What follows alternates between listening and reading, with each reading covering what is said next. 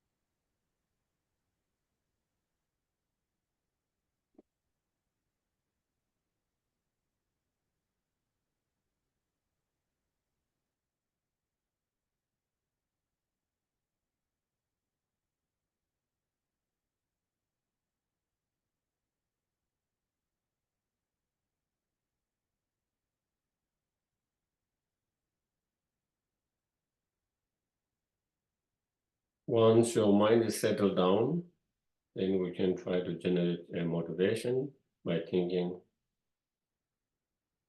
the purpose of my life or meaning of my life is not only to have, physical comfort,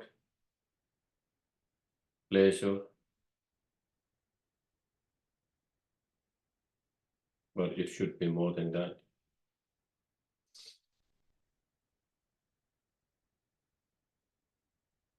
It should be about achieving inner peace, true inner peace, inner joy, satisfaction in our life.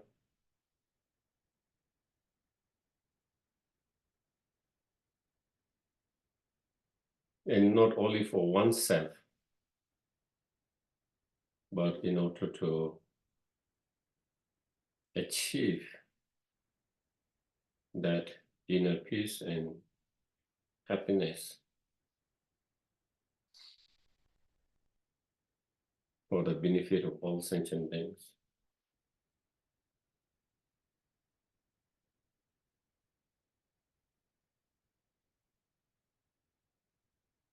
When there is more peace, happiness in our life, we hurt and harm others less intentionally, and we are able to help and benefit more to others.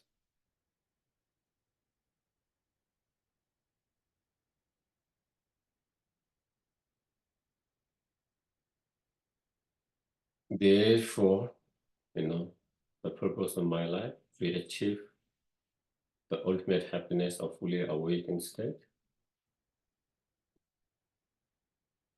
so I can liberate all sentient beings from all their suffering, cause of suffering, and lead them to ultimate happiness.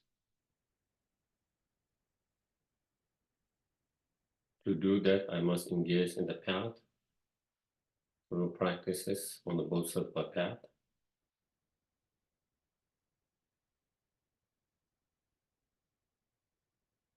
And for that, I need to cultivate non-attachment mind of renunciations,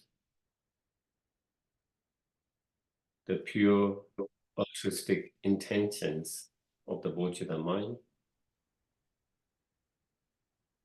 and wisdom realizing the ultimate truth or emptiness.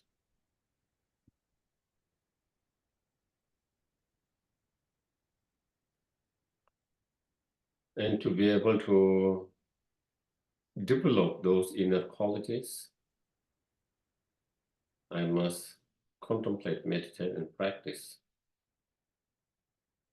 And to be able to contemplate, meditate, practice correctly, I must continue to learn, study about them. Therefore, I'm going to listen And not only listen, whatever I find helpful, beneficial, then I'm going to try to integrate and apply in my everyday life as much as possible.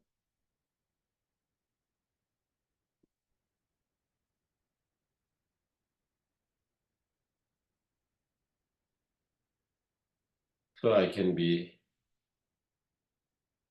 better persons with more kindness, compassion,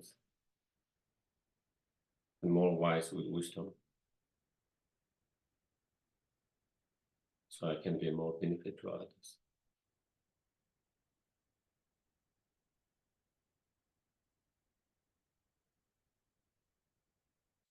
Okay. Do you have the prayer to share?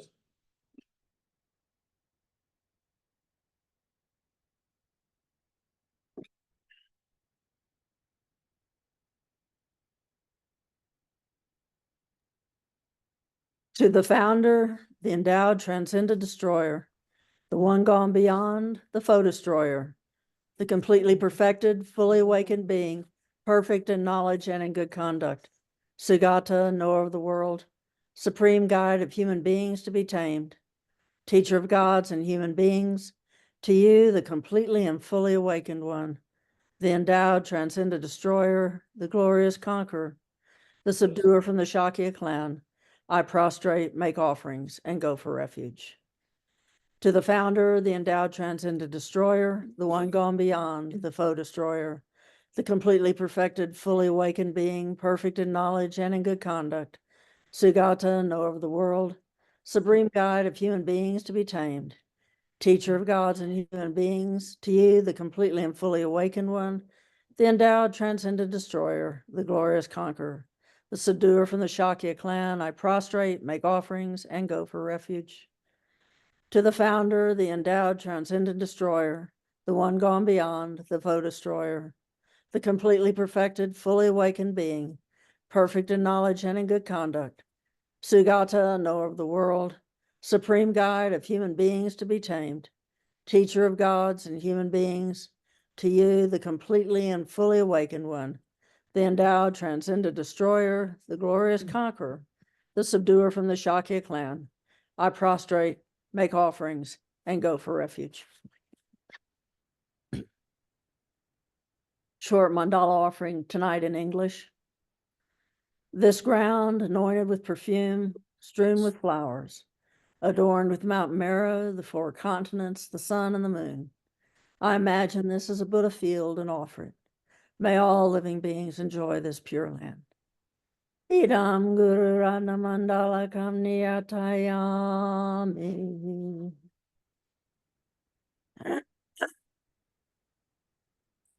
Refuge and bodhicitta. Since I'm leading and my voice is so terrible, I think we'll do all 3 in English.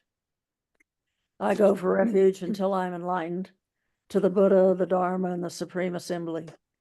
By the merits I create through listening to the Dharma, may I become a Buddha in order to benefit all sentient beings. I go for refuge until I am enlightened to the Buddha, the Dharma, and the Supreme Assembly. By the merits I create through listening to the Dharma, may I become a Buddha in order to benefit all sentient beings. I go for refuge until I'm enlightened to the Buddha, the Dharma, and the Supreme Assembly. By the merits I create through listening to the Dharma, may I become a Buddha in order to benefit all sentient beings. So again, welcome everyone.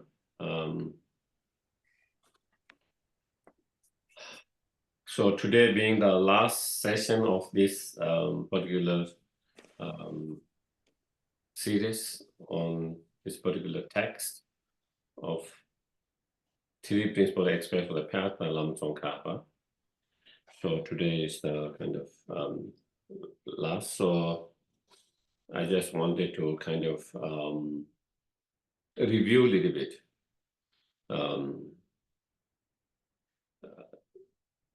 First, we talk about understanding the nature of samsara is the sufferings. As long as we are in samsara, driven by karma and the delusions, no matter where you are in the samsara, you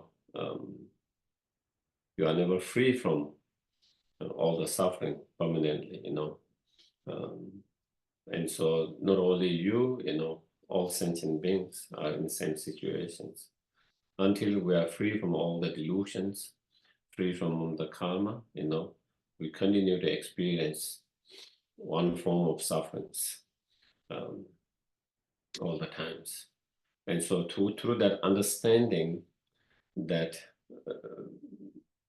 samsara is in the nature of sufferings, then not getting any attachment to any samsara and samsara experience and samsara excellent or pleasures, and then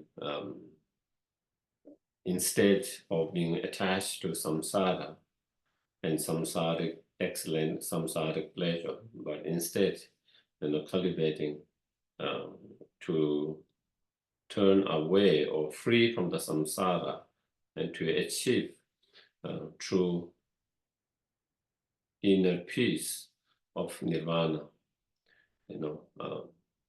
for oneself. And through understanding of oneself, then when you apply that to others, you understand also just like yourself, as long as anyone is samsara, as anyone who is samsara, they are never free from the sufferings.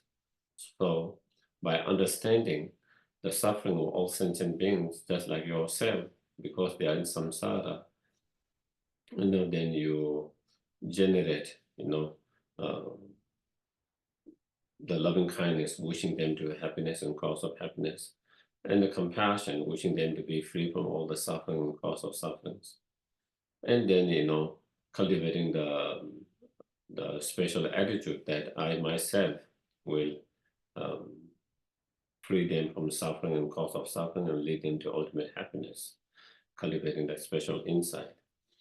And in order to do that, in order to liberate all sentient beings from suffering and cause of suffering, to lead them to ultimate happiness, I myself need to achieve my highest potential, fully awakened state.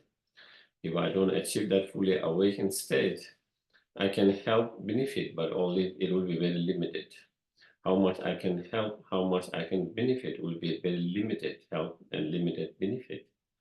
And not only that, not only limited help and benefit, that you also, the help and benefit that we try to do to others, it become kind of partial and not impartial, that we cannot include each and every sentient being. And therefore, I must cultivate and develop this. I must actualize my highest potential, fully awakened state. So the wish, the inspiration to achieve your highest potential, fully awakened state, in order to help and benefit, in order to liberate all sentient beings from all the suffering, cause of suffering, and to lead them to ultimate happiness, that aspiration, that wish to achieve that enlightenment is the bodhicitta mind. And even we have, and then, and even we have developed this incredible mind of non-attachment, of renounced mind and bodhicitta mind. But if we don't actualize the wisdom relies on the ultimate truth of the emptiness, you cannot achieve that fully enlightened state, because just by that, the novel thoughts of bodhicitta itself, it cannot destroy the very root of all the afflictive emotions, which is the fundamental ignorance. And in order to destroy all these afflictive emotions, you need to cut the very root of those afflictive emotions. And the root of all those afflictive emotions, that fundamental ignorance of grasping the self and all phenomena to exist inherently, exist from its own side, And so to cut that, you need a mind that contradicts that ignorance. And to do that, then you need to cultivate the wisdom that perceive and understand how the self and all phenomena are empty of truly existing or existing on its own side, empty of existing inherently. And so, therefore, you need to develop that wisdom, realizing emptiness. And when we develop those three, renunciations, bodhicitta mind, and wisdom, realizing emptiness, and then, with those three, engaging and cultivating those three mind more powerful, more stronger and stronger, then we can overcome, self-grasping ignorance and selfish attitude and all other negative emotion that arises from those two minds. And when we are able to stop all the other negative emotions from arising, then we do not create any more contaminated karma. And when you don't create any more contaminated karma, then there's no cause to take rebirth in samsara. And if you don't take in rebirth in samsara, then there's no need to experience the suffering of the samsara. And so that is how we end this endless cycle of samsaric birth and death, this endless, never-ending cycle of the birth and the death. So we are on the chapter on the wisdom, and then here Lama Tsongkhapa explained that we try to cultivate this wisdom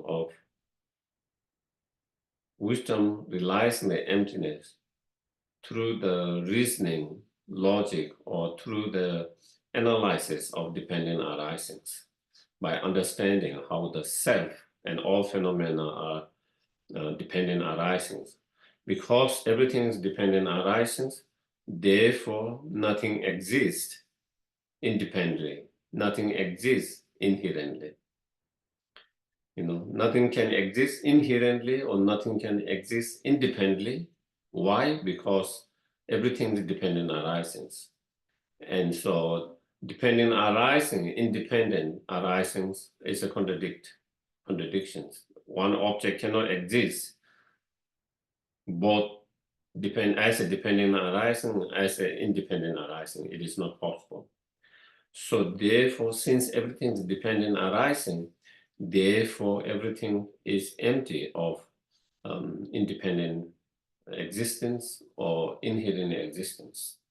And so, yeah. Okay. And so we talked a little bit about dependent arising last time in terms of understanding all the condition phenomena, how they are dependent arising because they are dependent on its previous cause and conditions. And also they are dependent arising because all the phenomena have its parts and they are dependent on its parts. And also we talk about how everything exists by depending on the mind,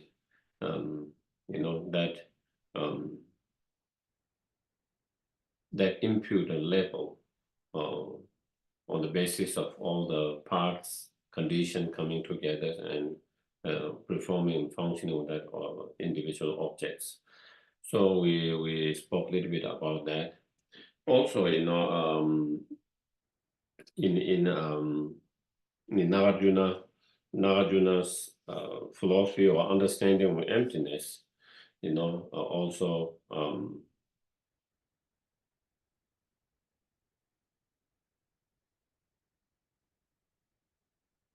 there is nothing that exists absolute or absolutely, everything is relative. Nothing exists absolutely, but instead everything exists relatively. And therefore, again, all the objects are empty of absolute existence. And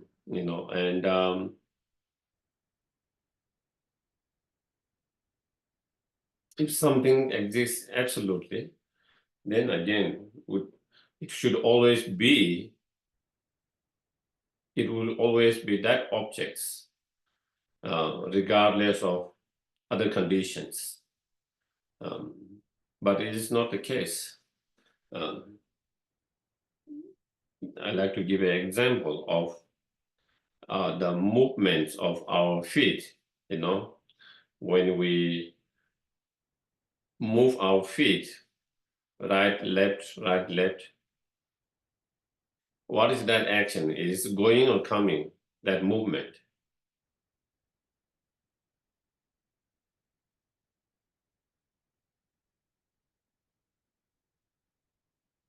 So, yeah. So that if you really analyze, normally when thing, either we think, oh, it's going or it's coming, absolutely, or he's absolutely going, she's absolutely coming. But actually, that act of movement of feet is neither going and neither coming.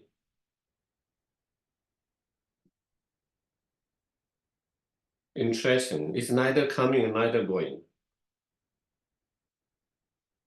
So then if it's neither coming and neither going, then what is it? It could be coming or it could be going, either. How can it be both coming and going? So it is neither coming and going by itself, absolutely, but is going according to relatively, because from my point of view, I'm going. From the other point of view, from where the house or destination where I'm going, from that person's point of view, I'm coming. It's the same actions. It's the same action. My action hasn't changed the way I move my feet. But from my point of view, it's going. From that person's point of view, it's coming. And they both are correct.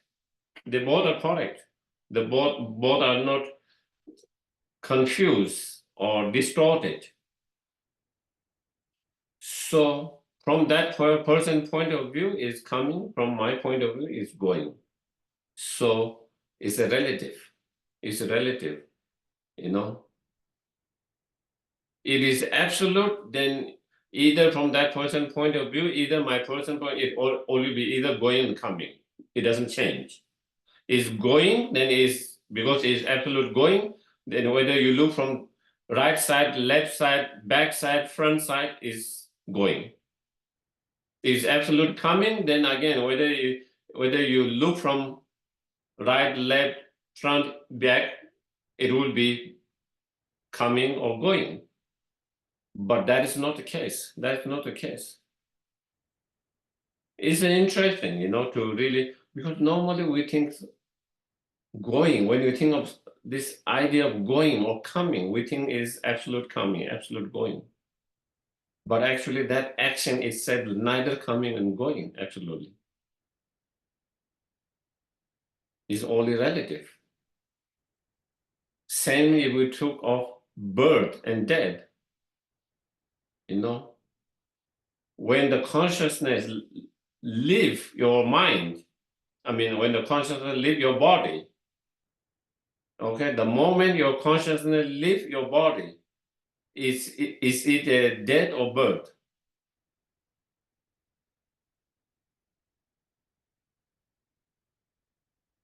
Is it death or birth?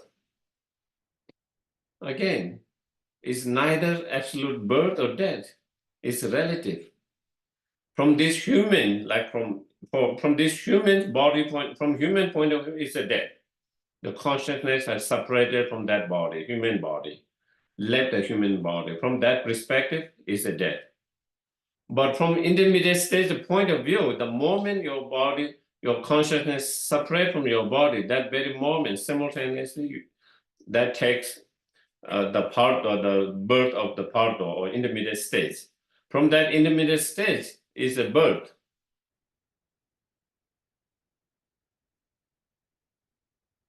just like coming and going. It's the same actions that could be coming or going, depending on from which side you are looking at. Same, the consciousness leaving your body, or human beings, let's say human being, of your body or human beings, this act of leaving the body, of being separate from the body, that particular body, is neither death, neither birth by itself.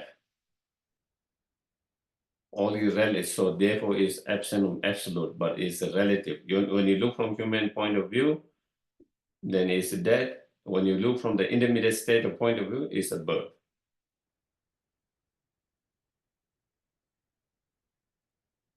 So again, normally when you think, oh, there's a death, and we feel so absolute death, and we strongly cling on that, grasp on that, and therefore we go through so much, sometimes, so much grief and pain, suffering, more than maybe sometimes we need to go through that. But again, if we understand, it's a new life, it's a birth. If you look from another point of view, from the angle of another birth, it's something to be celebrated. When you give a birth to a child, you celebrate, isn't it? When a new child, when a baby comes into this world, we celebrate. Same way, and that's while your conscience leaves that body, at the same time, that being is simultaneously taking a new form of life, new rebirth. So, it could be celebrated, Regarding that, I have a funny stories, maybe funny or not funny, I don't know. Some people might find funny, some not. There is one monk in Serra, Serra May, elderly monk, and it's hard to know what he is really in terms of he's very unconventional, very rebel. He tried to do the opposite of what you are expected, of a monk or in a monastery and something like that. But extremely kind, compassionate. So a lot of people, monks, we think he's one of those hidden yogi, what you call the,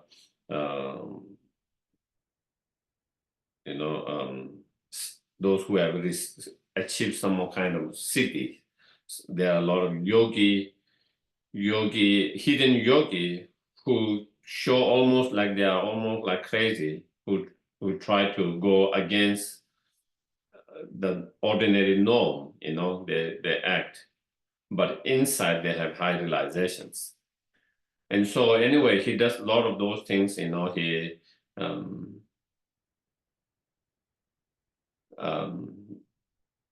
from outside he break a lot of rules, and like that, or he behave in certain way. But inside, those who know him, and when he's by himself, he's extremely kind, compassionate, caring, loving, helping. But normally he doesn't show that aspect outside. So anyway, I heard, because I wasn't there at that time, when one of the teacher of his own Dalai Lama, Tizang Rinpoche, his tutor, when he passed away, of course, not only he was Dalai Lama's tutor, but he was one of the main teachers for most of all the senior monks in Serra, Devung, Ganden, basically in Gelug tradition. He is one of the main figures from all the teachers, all the Lama who received so many different empowerment or commentary, transformations, teachings, so everyone has is their spiritual father, where they go. And when they heard, that he had passed away, these monks went into a restaurant, and there happened to be some other monks, senior monks, and who were kind of sad and mourning about the passing of that. And he showed up and said, "What happened? Why you are so looking so, gloomy, so sad, so so sad and all of that." And they said, and of course, didn't you know that Thich Rinpoche passed away? And he said, "Wow, wonderful, wonderful. That's so wonderful, wonderful." And he said that. Wow, he clapped and says, "Oh, it's so wonderful, so wonderful." Everyone got so upset. Everyone got so upset. How dare, how dare you say something like that? Wonderful and wonderful, when one of our greatest master, our teachers, our spiritual father passed away. And then he said that, "Oh, you don't understand. Your perceptions of Thich Rinpoche is very ordinary. That is why you are so sad." And so Thich Rinpoche is someone enlightened beings. So therefore, he's just changing a body. This body is getting old. It cannot function well. And now he's getting a new body, healthy body, and to come and benefit sentient beings. Isn't that something to be celebrated? Changing this old body where you struggles because of that physical body, where you struggles. Instead of that, the enlightened beings, they have the choice to take rebirth wherever they want, however they want, and to come with a new healthy body. That's so they can help and benefit more sentient beings with that healthy body. So therefore, isn't it wonderful and great? Of course, they didn't take his point at that moment because they are so emotional, But later, after he left, after some time, they all said, what he says is true. When they reflect and contemplate on that, what he says is true. He has a point. He has a point, and what he says is true. So it is something like that, So that's here where that monk is looking from different point of view, looking as a new life, a new birth, new life, a new rebirth with a healthy body. The others was looking from point of view of losing someone dead. But they both are correct. It's just a relative. The act of that consciousness leaving the previous body is neither death or neither birth. You look from how you look at, from which point of view you look at.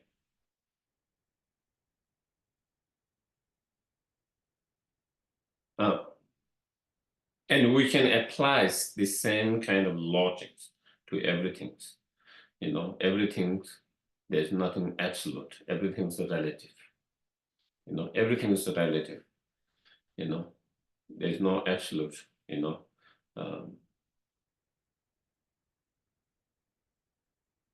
Something is good if you look from one perspective. If you look from another perspective, it's not so good. If you look at something, if you look from one perspective, it's a small or big. If you look from another perspective, the small becomes big, the big becomes small. So that object neither small, neither big, absolutely. Neither good, neither bad, absolutely. It all is relative. in relation to something, it can be compared to something, in relation to something, it can be good. Compared to something, in relation to something, it can be not so great or good. In relation to something, compared to something, it can be small. But same objects, if you relate with something compared to something, it can be big. So the object itself is neither big or small, neither good or bad. Absolutely, all relative. But the thing is that when we experience those different objects, I see something as good, beautiful, nice, attractive, pleasant. The problem is I can't, in that moment, we are unable to be aware it's just a relative, it's not absolute good, absolute attractive, absolute pleasant. But we tend to believe that, and we tend to perceive that, we would tend to believe that, and then when the condition change, those experience changes, and we get disappointed, because we get disappointed because we thought something's good, then we find out later it wasn't as good. When you think from different perspective, or look from different, so then you get disappointed, and sometimes we might even feel that we have been deceived and upset, all of that, and because there is change in conditions, and due to change in certain condition, then things doesn't feel or look same way that it used to feel or look before, and so I think that is so therefore when we talk about emptiness, we are talking about the object being empty of truly existence, absolute existence, inherent existence, independent existence. The object being empty of inherent existence, the object being empty of, absolute existence, the object of being empty of independent existence. Why? Because that object is dependent arisings. Because that object is dependent arising. Because it's dependent arisings, therefore things can change. Everything becomes possible. If something is not dependent arising, if something is independent, it becomes status, and then nothing can be changed. Therefore, Nagarjuna made a statement, because of emptiness, everything is possible. If it's not emptiness, nothing is possible. When you first hear it, it seems like almost contradictions. When you first hear it, but then when you understand what that means, if things are not empty of, independent existence, if things are independent existence, if things are inherent existence, they will always remain that way, regardless what you do to them. It cannot change. It will always be same status. So nothing can be changed. So therefore, our mind cannot be changed. Our delusion cannot get rid of it, because it will always remain the way it is. So therefore, our mind cannot change. We cannot get rid of delusions. Therefore, enlightenment is not possible. But since our mind, ourself, and all phenomena are empty of inherent existence, empty of existing absolutely, empty of existing, independent, because they are dependent arising. Therefore, our mind is dependent on many factors, conditions. We ourselves depend on many causes and conditions and factors. And when those conditions, factor changes, we can change, our mind can change. And because of that, our mind can get rid of those delusions which we have. And therefore, we can be free from the delusion. Therefore, we can achieve enlightenment. Therefore, enlightenment becomes possible.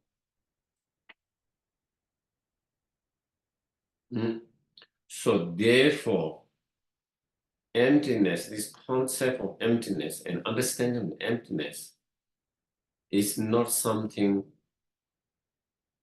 depressing or something negative, but is something uplifting, something positive. Sometimes when we don't understand the correct meaning of emptiness, then it can seem like depressing and dark, and not uplifting, you know.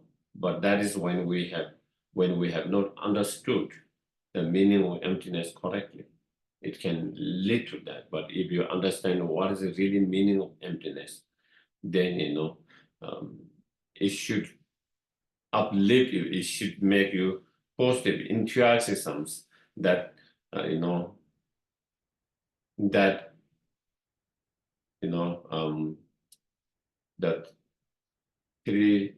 four noble truths are possible.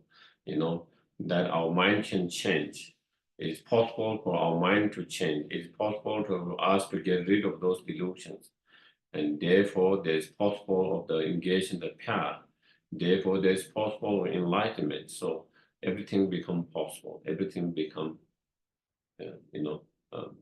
possible within the reach because of the. So okay, so I think in terms of the verse itself, where we are, I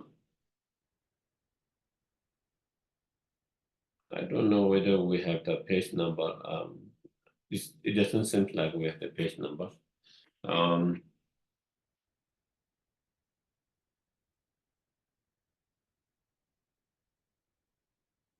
Is the last page and the last page of the beginning verse. So here it says, as long as true, as long as true. What are the two? One is the realization of appearance. And what is that one? That is infallibility of dependent arisings, which is now, that karma is the law of cause and effect is unbetraying, undeceiving. The law of cause and effect is true.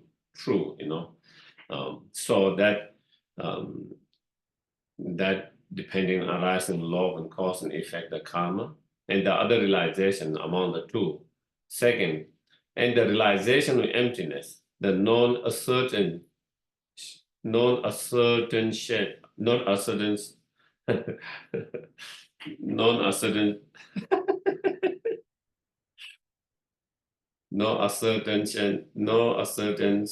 of the inherent existence. In other words, non-existence of inherent existence. That is the emptiness. Empty of what? Empty of inherent existence. Non-existing of the inherent existence. So those two realizations, on one hand, you understand the objects, that object is empty of inherent existence. While it's empty of inherent existence, at the same time, there is the functioning of that objects. And through the functioning of that objects, then it affects in different ways. There is the result of that function of that objects, different result. And that is the law of cause and effect. That is the appearance. So those two things seem to be separated. While we understand both of them, but if we understand them as two separate things, seem to be separate, then there's still no realizations of the thought of Shakyamuni Buddha. Then still we have not got the correct, unmistaken realizations of the emptiness. So it is like, you see this glass, okay, and full water, okay.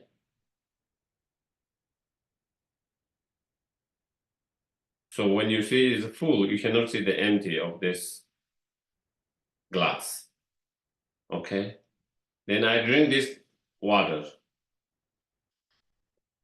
and it's empty. And when you see empty, you cannot see the full.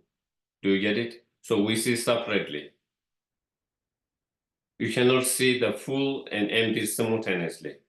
Even though you see both of them. Do you get it?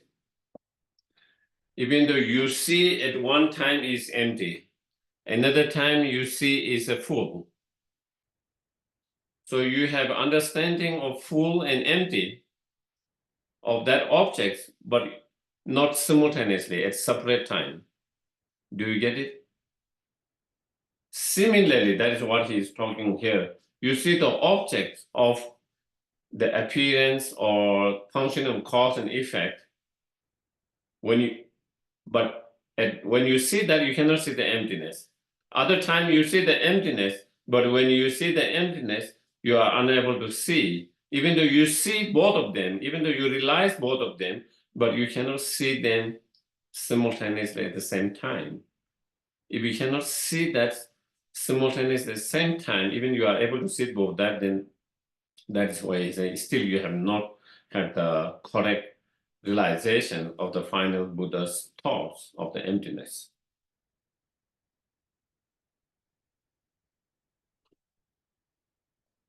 Because if you don't see both simultaneously, when you see the appearance, the functioning of the objects, and due to the function of objects, different result, different effect that it has. When you see that, if you cannot see the emptiness, then you can still have grasping to that object. You see this grasping to the object. You would have a grasping to the object because you see the objects existing.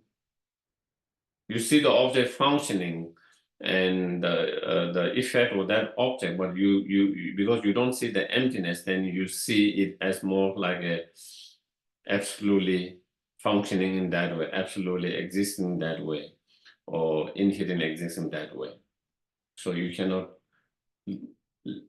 cut the grasping of that. On the other side, when you see the emptiness, you don't have the grasping because you see the emptiness of the objects.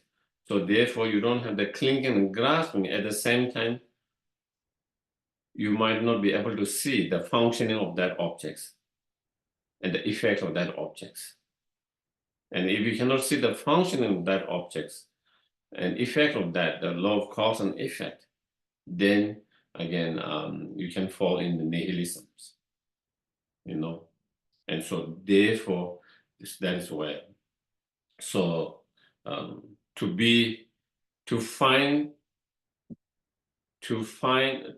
have the realization correctly of the correct understanding of emptiness according to the thought of the Buddha Shakyamuni, then you need to find the middle way. You need to find the middle way. And to be able to find the middle way, you should be able to see the objects free from both extremes at the same time. And to be able to see the objects in the middle way, free from both extremes, then you should be able to see both emptiness and dependent arisings or appearance at the same time. So that way you can be able to free from the both extreme at the same time, and then find the middle way.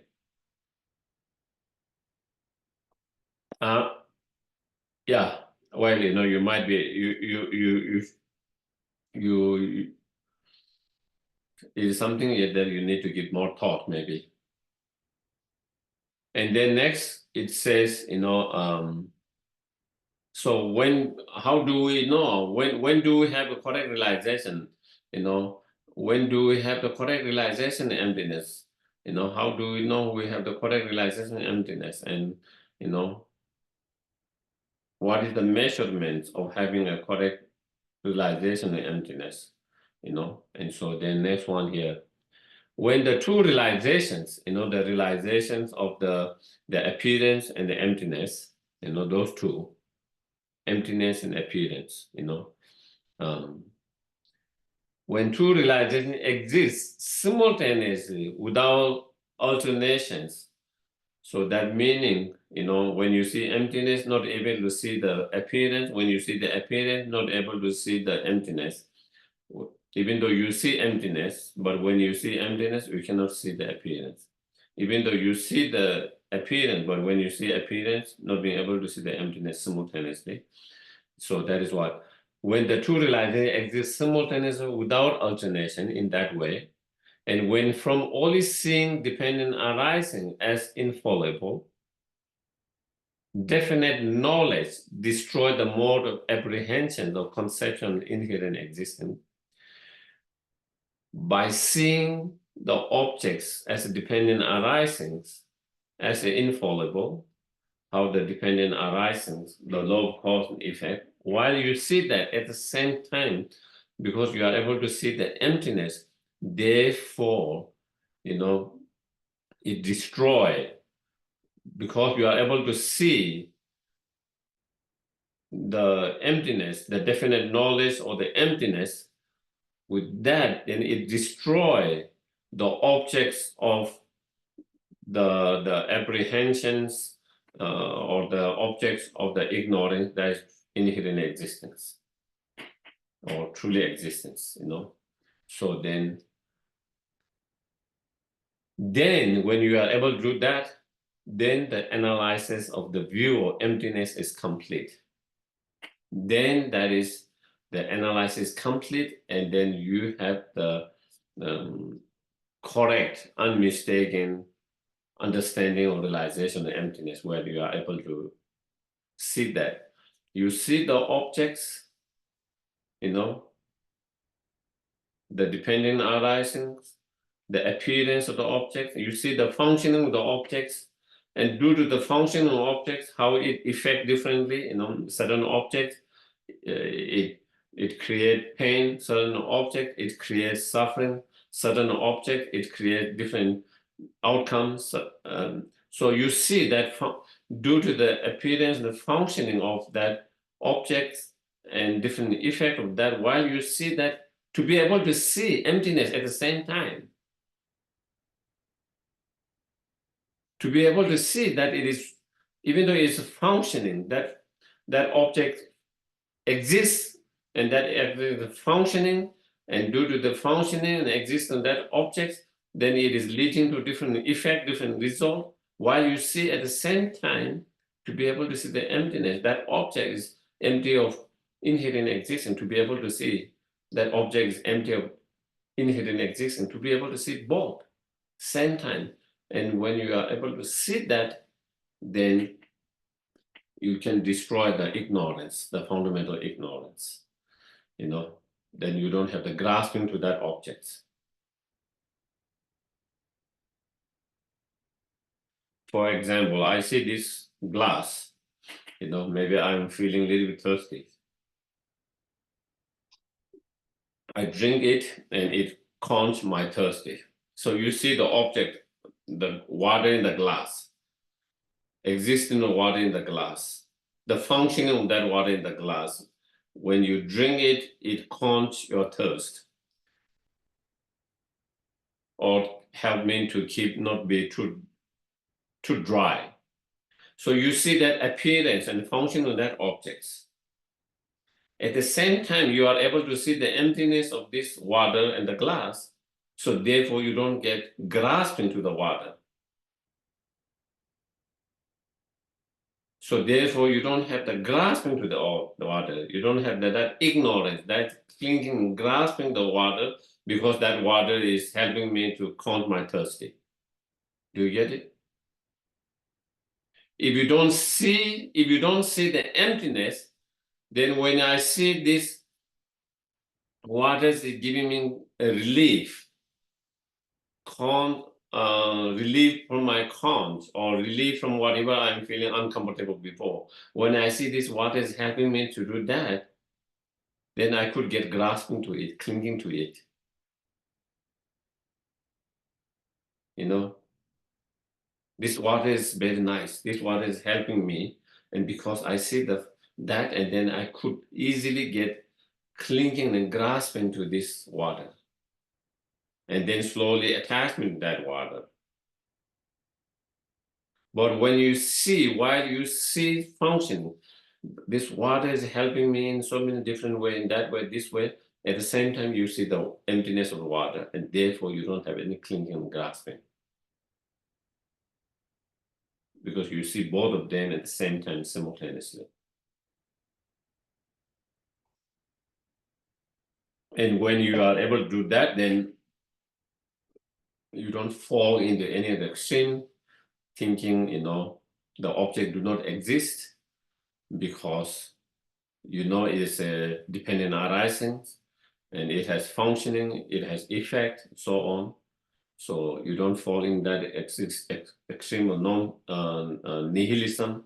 At the same time, because you see the emptiness, therefore you don't have clinging and grasping of that existing inherently, so you don't fall in the other extreme. So you are free from the both extreme, and you are able to see the object with the free from both extreme at the same time, and therefore you are able to find the middle way, the unmistaken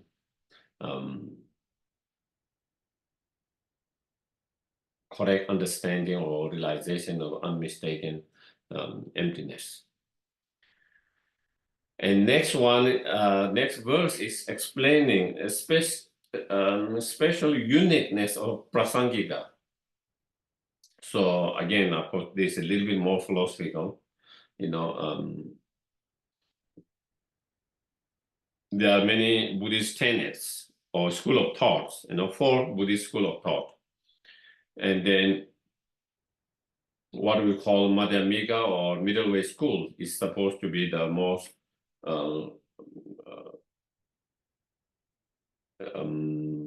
more subtle and more supreme understanding of emptiness or selflessness. All the Buddhist school of thought have same concept of selflessness. But what is that selflessness? Then they have different understanding of that, what that means. So they have different understanding of what selflessness means. When Buddha talk about selflessness, no self. So when Buddha talk of selflessness, so then what does that mean? So different school of thought have different kind of understanding, and among their understanding, the middle way school is, as present as known for the most more subtle understanding on that, and most correct or more supreme understanding among that. So within the middle way school, still there are two different there is two different school of thought within that school. So Tantrika middle way school and Prasangika middle way school. And among them, again, Prasangika middle way school is supposed to be the most accurate or correct understanding. And so that is where here Lama Tsongkhapa is talking, explaining uniqueness of that Prasangika view. Normally all the schools,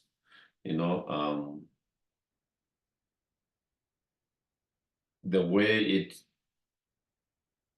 in terms of, you know, dispelling the true extreme, you know, emptiness, when you talk of emptiness, then it dispels the other extreme, or eternalism, or the extreme of permanent, or extreme of existence. So different translations, they all mean same, you know. Sometimes extreme of existing, or extreme of permanent, or extreme of eternalisms.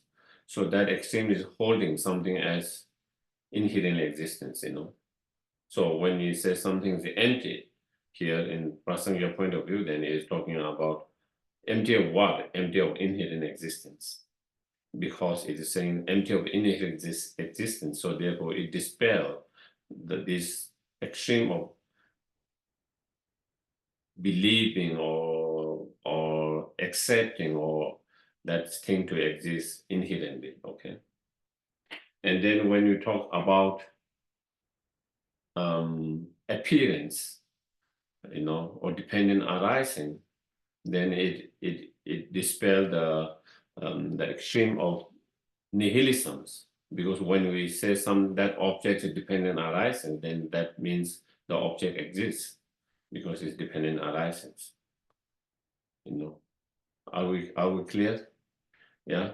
So the object, when we talk about the object is dependent arising, the object is the appearance of that object or dependent arising, then it clears the extreme of nihilisms. So that is more kind of general to all the school of thoughts in general. But here Prasangya is also the opposite of that. You know, it is opposite of that. It can be explained in that way, but also in other way too. And that makes it unique and more subtle in that way. And so that is where I'm talking. Here he says, further, the extreme of inherent existence is excluded by the knowledge of nature of appearance, existing only by nominal designations.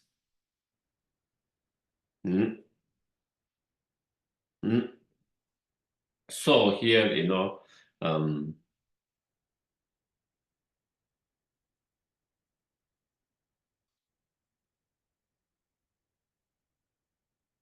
through the understanding of dependent arisings, or the appearance, dependent arising, because it is merely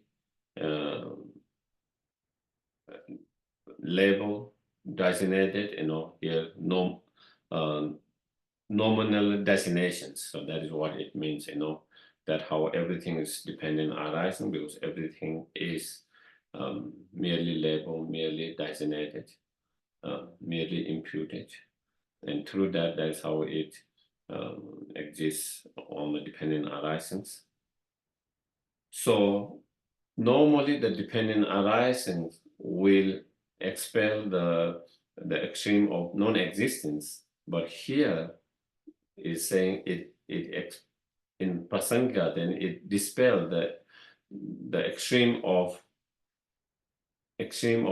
internal existing, or the internal existing, or that existing that it exists inherently, because it's merely labeled and dependent arising, therefore it's empty of inherent existence. Therefore it's empty of inherent existence. Therefore it can't exist inherently. Therefore the extreme of holding things to exist inherently is dispelled. Are we clear? When you realize, when you understand the object to exist dependent arising, okay? When you understand the object to be dependent arising, or appearance existing as it says, or, you know, dependent arising from the point of view of it exists on merely on the basis of merely label. So whatever, when you understand as a dependent arising, then you understand because it's dependent arising, therefore it's empty of inherent existence. And when you understand it's empty of inherent existence, therefore the extreme of grasping it as the object as existing inherently is despair. That extreme is despair. Are we clear? And then the extreme of total non-existence, that is the nihilism. The extreme of total non-existence is excluded by knowledge or the wisdom or knowledge of understanding, nature of emptiness, as absence of inherent existence and not absence of nominal existence. So if you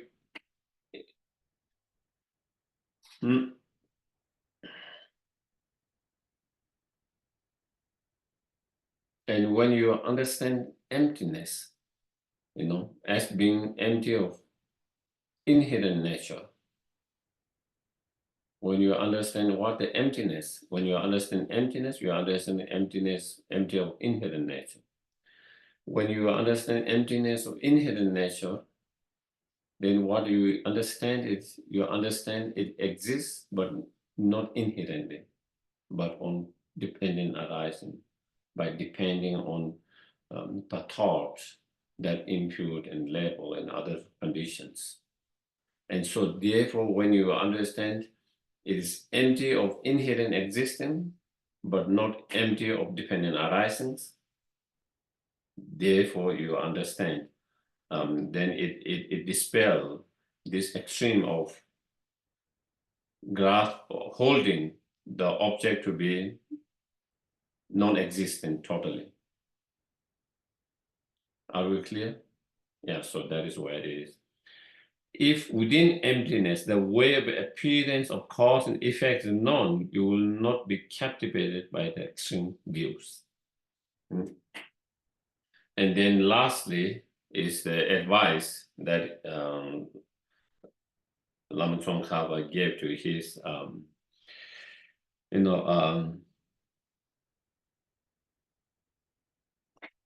how his nephew. So this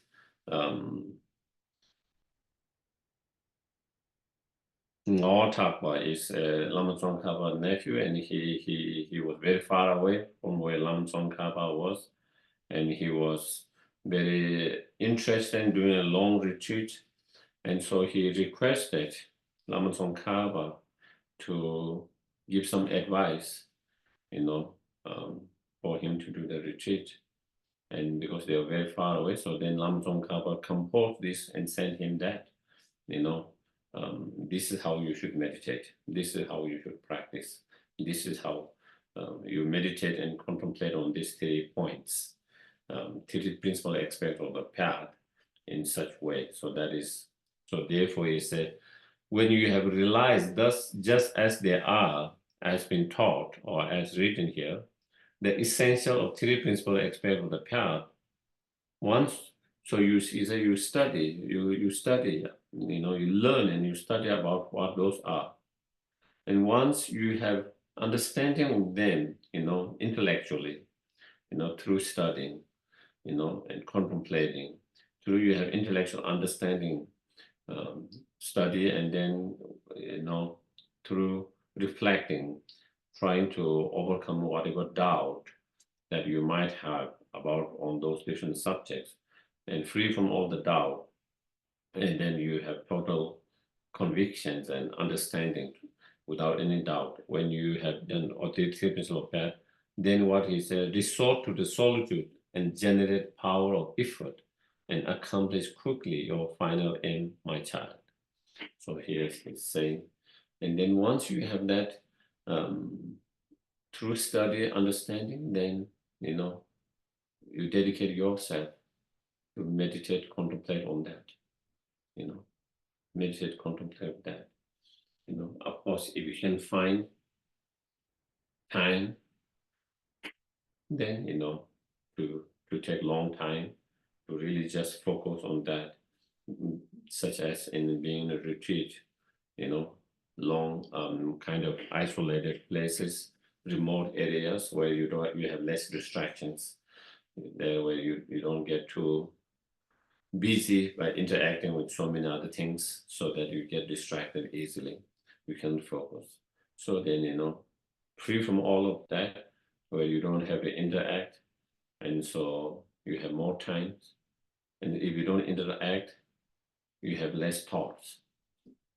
When you interact with people's, you hear about their pain, sufferings, then it bothers you, those come in thought, or you hear about someone's good things, and again, because of that, different thoughts. So there's a lot of distractions, and so so then without all of those distractions, then you dedicate to practice meditation, and then you can have then he say you can accomplish your aim of cultivating those realizations.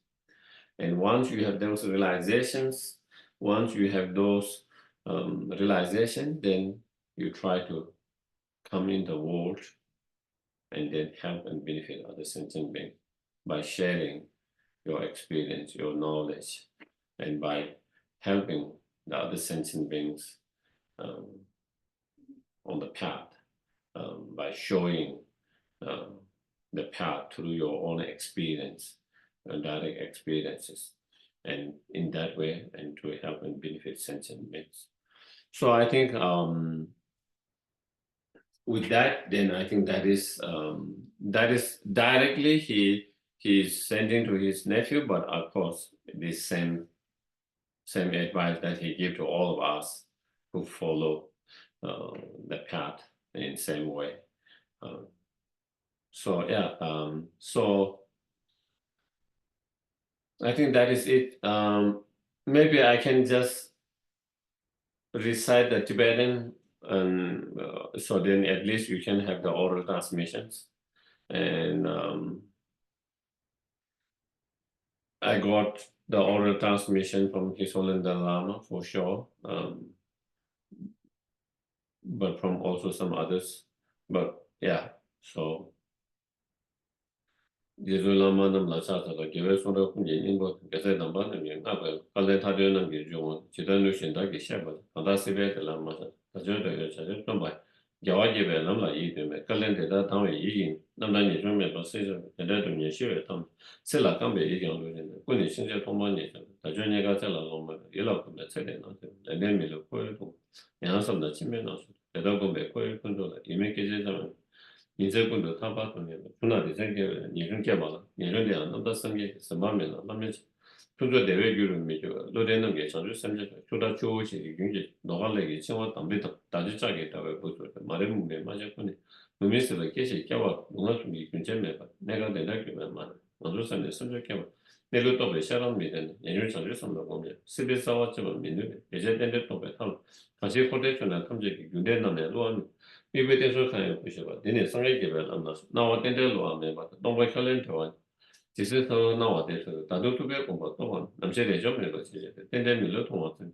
예시 얘기는 나쁘냐. 대대 따위 잡아 또 시안 나와요. 그래서 정말 매도 쓰고 유단 대부 제가 사실 之前大家单位方面在那能给做那那个也是多呗，要把那反正等于嘛你都是这些把那忙都做呗，给老老三特别呗，给找帮帮老他把那当把我，so I don't know. I can also recite in English.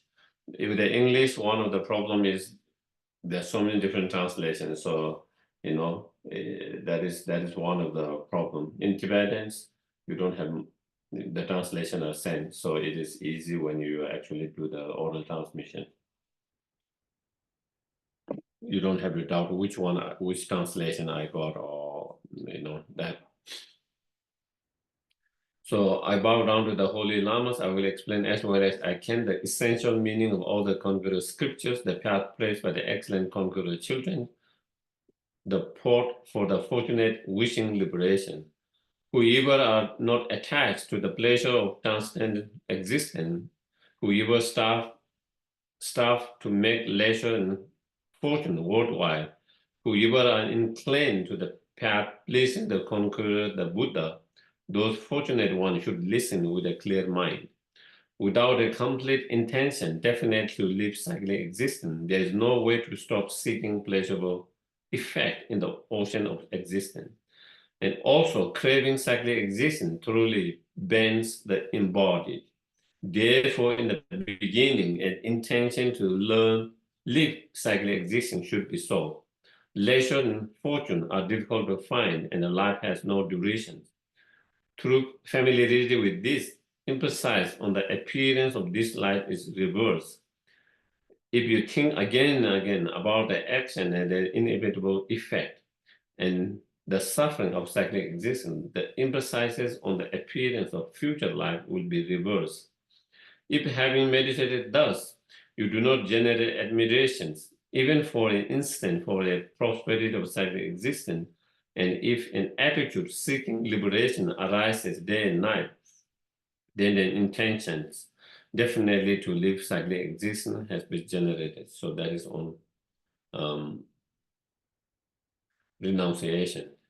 Also, if this intention definitely to live cyclic existence is not conjoined with a generation of complete aspiration to the highest enlightenment, it does not become a cause of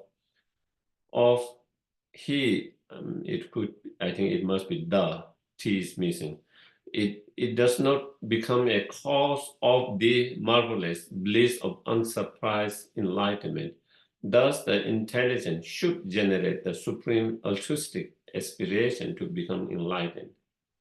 All ordinary beings are carried by the continuum of four powerful currents, are tied with the tight bonds of action difficult to oppose, have entered into the iron cage of apprehending self-inherent existence, are completely beclouded with the thick darkness of ignorance, are born into cyclic existence limitlessly, and in their birth are tortured ceaselessly by the three sufferings.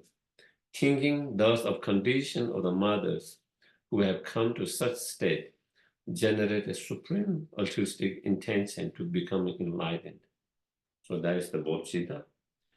If you do not have the wisdom to realize the way things are, even though you have developed the thought definitely to live cyclic existence as well as the altruistic intentions, the root of cyclic existence cannot be cut. Therefore, work at the means of realizing dependent arising. Whoever has seen the cause and effect of all phenomena of cyclic existence and the nirvana as infallible, thoroughly destroy the mode of apprehension of those objects as inherently existent, has entered a path pleasing to Buddha. As long as the true realization of the appearance, the infallible or dependent arising, and the realization of the emptiness, the non-assertion of the inherent existence seems to be separate, there is still no realization of the thought of Shakyamuni Buddha. When the true realization exists simultaneously without alternations, and when from all is seeing dependent arising as infallible, definite knowledge destroys the mode of apprehension or conceptions of inherent existence, then the analysis of the view of emptiness is complete. Further, the extreme of inherent existence excluded by knowledge of nature of appearance existing only as nominal designations, and the extreme of total non-existence excluded by the knowledge of the nature of emptiness as the absence of inherent existence and not the absence of nominal existence. If within emptiness the wave appearance of cause and effect is known, you will not be captivated by the extreme views. And when you have realized thus, just as there are, the essential of three principal aspects of the path, resort to the solitude and generate the power of effort, accomplish quickly your final end, my child. This advice was given by the bhikshu of extensive learning, Lobsang Thakpa Pel, to the 차고, 옹봉, 나와타고. Okay, thank you very much. And then I can take a couple of questions if anyone has any questions. Any question, any comment, any or if you need to make any announcement, anything, yeah.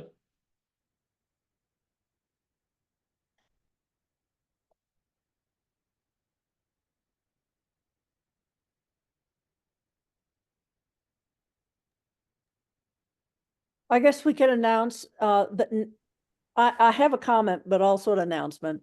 Announcement is that, next week Geshe-la will be teaching,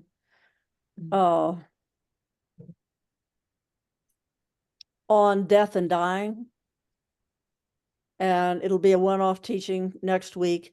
The following week, what are you teaching the following week, Geshe-la? What was that we discussed?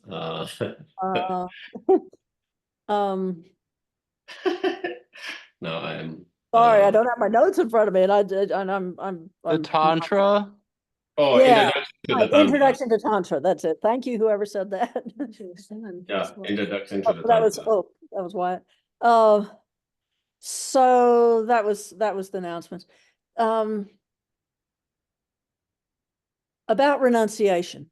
Uh-huh. So grasping and repulsion are really two sides of the same coin. They're both, they're both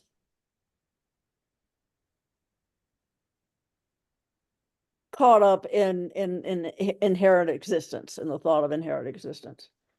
So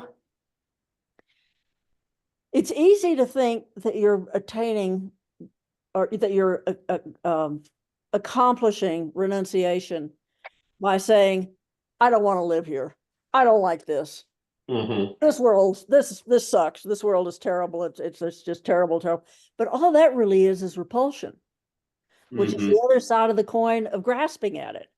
So it's not really renunciation at all, because you're still caught up in it. So one assumes that it takes a mind of equanimity to actually accomplish renunciation. Uh-huh.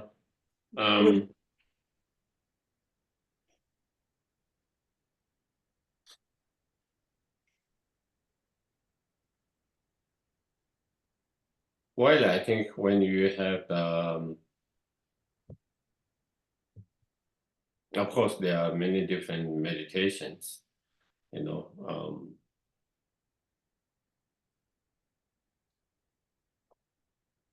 If you don't have the attachments, then it doesn't lead to the aversions. You know, the aversions comes because of the attachments. And so, of course, if you can learn to let go of attachment or practice equanimity, then definitely it can also help to not to have the aversions to the opposite of that, opposite of what you are attached to. And so therefore, but I don't know whether you actually need to develop equanimity first in order to develop renunciations. Definitely, yeah.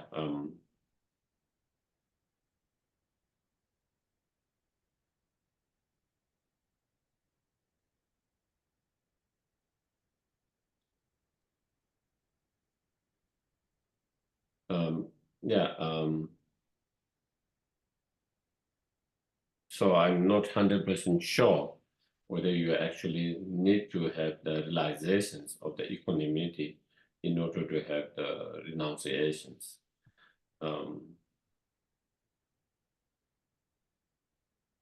But guess, Definitely. so then if you think you've overcome the grasping of it, by overcoming the grasping, that Yeah, you definitely. automatically overcome the aversion? Yeah, if we can overcome the clinging or grasping, then of course that there's no more attachment or aversions, because grasping is the very root of both aversion and attachments. And Okay. so when you don't have any more grasping, then there is no attachment or aversion arising from it. But even when you are not being able to destroy the grasping, still you can reduce, not completely, but you can reduce level of attachment or aversion through different practice, different meditations. But in order to get rid of the attachment aversions from the very root or the most subtle one, then you need to have the realization of emptiness and over destroy the graspings. Yeah. Okay, thank you. So I think when we talk about the renunciation, we are talking about overcoming the more kind of the gross attachments, because even someone without being able to destroy the grasping, because they don't have the realization of emptiness, still they can develop renunciations. So therefore, and in order to reduce or in order to develop the renunciation, then you have to let go of, overcome or let go of attachment to the distant future lives and attachment to the prosperity or excellence of this in future life, or in general the samsaric excellence and pleasure and all of that, So that can, as Lama Tsongkhapa mentioned, that can be done through meditation on impermanent, death impermanence, and essence of the samsaric. There's no really essence, true essence in the samsaric experience, even if it's the good ones, they are transcendental, they do not last, they changes, all of that. So the different through that, and you can reduce the attachments, the gross attachments. Still there is a very subtle attachment because you still have the grasping, but so you don't need to overcome the more subtle attachment or aversions to have the renunciations, but gross level of that. Yeah.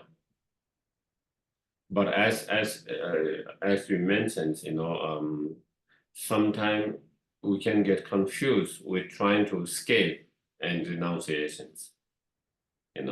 Sometimes you are fed with, you are done with all these things and you just want to escape.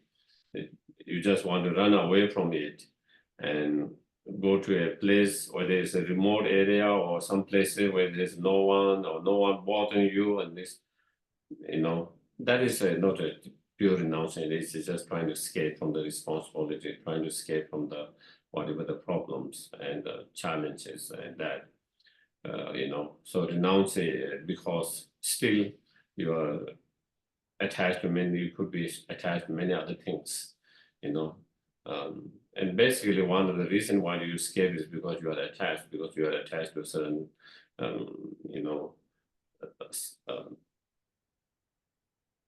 maybe you are attached to an outcome of your job, and then you feel people are not supporting for that, and you are unable to accomplish what outcome you want to achieve, because you find people are being obstacles to that, or they are not supporting and that, and then you feel, I'm done with this, I'm done with that. And so again, it's because of the attachment to your outcome, and then you feel that people are not supporting or being obstacle in that, then so that make you be done with that and trying to escape from that. And so that is not pure renunciations, No, that's true, not true renunciations. Yeah. Yes. Anyone? Does anyone before we have the dedications? If not, then we can do the dedications.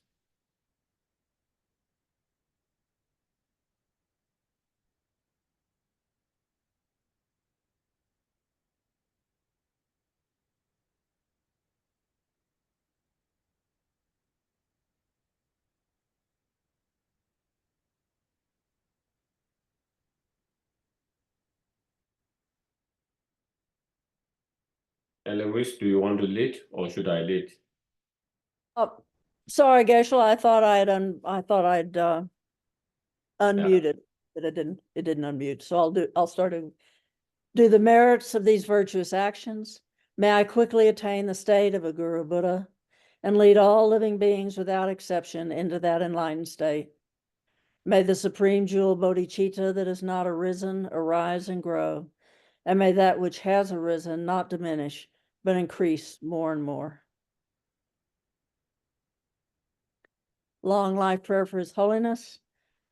The wish-granting, wish-fulfilling jewel, source of every single benefit and happiness in this world.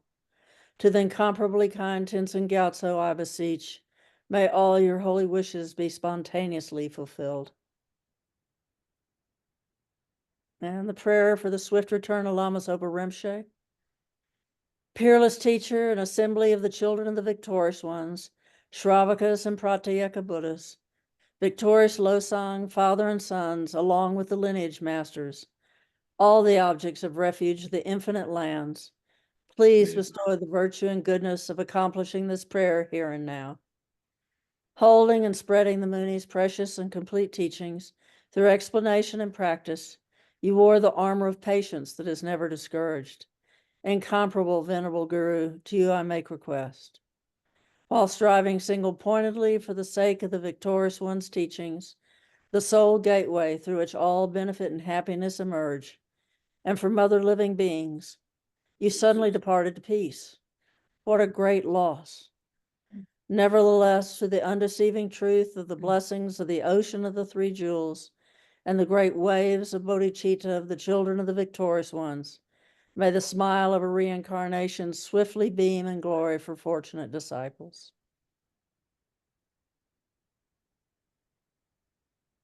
And for Oselhita, it's Lama Yeshe's reincarnation. Venerable One, to use kindness exceeds that of all the conquerors for those wanderers in far-off places, especially the West.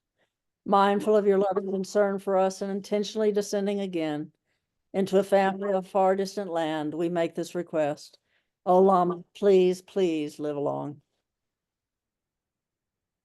Thank you very much, everyone, for joining, and thank you. Good night. Thank you so much.